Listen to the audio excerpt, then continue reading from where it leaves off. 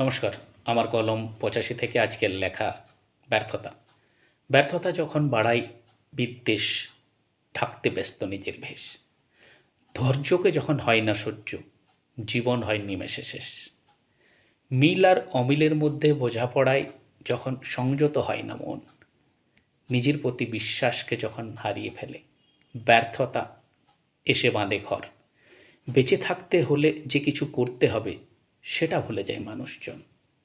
মানুষ হয়ে জন্ম যখন ব্যর্থতা তো থাকবেই, কোথাও এক কোণে। হেরে যাওয়ার প্রবণতা যাতে না আসে, তাহলে ব্যর্থতা থাকবে না মনে। সফলতা অসফলতা তো থাকবেই, থাক না নিজের নিজের জায়গায়।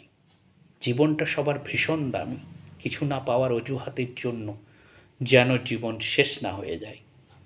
ব্যর্থতা সে তো একটা শব্দ, ঠিকমতো ব্যবহার করার দায়িত্ব সবার। একটা শব্দ মানুষের জীবনের দিক নির্দেশ করবে, এটা ভাবার কথা। দায়িত্বটা আমার, আপনার। নমস্কার।